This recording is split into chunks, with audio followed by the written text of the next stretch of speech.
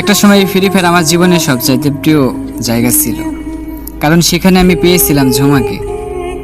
ঝুমা তখন একবারে নতুন প্লেয়ার ছিল, সে খেলা কিছুই বুঝতে না, কেমনে ওয়াল ফেলায়, কেমনে দৌড়াই, ও সারাক্ষণ শুধু গান হাতে করে নিয়ে দৌড়াইতো। তো আমি আস্তে আস্তে তাকে খেলা শিখাইলাম। তো তখন আমি ওর জন্য ছিলাম একটা গাইড, ওর সবচেয়ে আপন প্লেয়ার। আমি আমার সময়, এমনকি আমি আমার আইডিতে টপ আপ না করে ওর আইডিতে আমি টপ আপ করে দিতাম, যেগুলো সুন্দর সুন্দর মেয়েদের ড্রেস কালেকশন, ইমোট বা নতুন কোনো ইভেন্ট, এগুলো আমি সব কিছু কমপ্লিট করে দেওয়া শুরু করলাম। তো প্রতিদিন রাতে আমরা একসাথে গেম খেলতাম, অনেক মজা হইতো। তো একদিন বললো যে আমি গেম খেলতে পারি না, গেম ডিলিট করে দেব। আমি বললাম যে কেন? বলে যে আমি খেলতে পারি না, শুধু মইরা যাই। আমি বললাম যে তুমি একটু ভালো করে চেষ্টা করো, দেখো তুমিও একদিন পারবা গেম খেলতে, তুমি খেলতে খেলতে খেলা শিখে যাবা।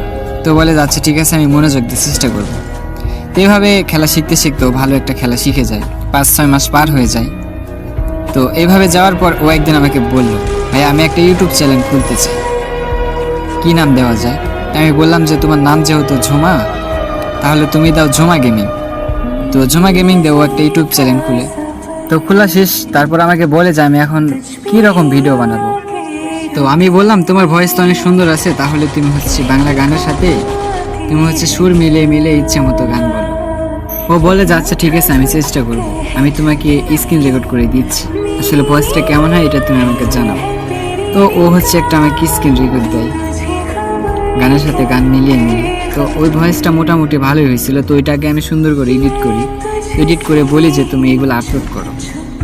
তো আপলোড করে, তো ওই ভিডিওগুলো কিন্তু অনেক পরিমাণ ভাইরাল হয়, মানুষ অনেক লাইক করে। তো এইভাবে ও প্রতিনিয়ত ভিডিও বানাতে থাকে, ভিডিও বানাতে বানাতে ভালো পরিমাণ একটা ফলোয়ার হয়ে যায়। তো এইভাবে খেলতে থাকি। তো ওর যখন ভালো একটা ফলোয়ার হয়ে যায়, তখন দেখলাম যে আমাকে ইগনোর করা শুরু করলো। ইগনোর বলতে আমি হচ্ছে ইনভাইট দিলে ইনভাইট ধরতো না, প্লাস আমি যদি ওর গ্রুপে জয়েন দিতাম নিত না, কেটে কেটে দিত, মানে ব্যস্ত থাকতো সবসময়। তো আমি কষ্ট পেতাম মনে মনে যে মানুষটাকে আমি এরকমভাবে শিখাইলাম, ওই মানুষটা আমার সাথে এরকম করতেছে, তখন খুব কষ্ট লাগতো। তো পরে দেখলাম যে ও হচ্ছে নতুন নতুন বড় বড় প্লেয়ারদের সাথে মেশা শুরু করলো, বড় বড় স্কোয়াডের সাথে গেম খেলা শুরু করলো।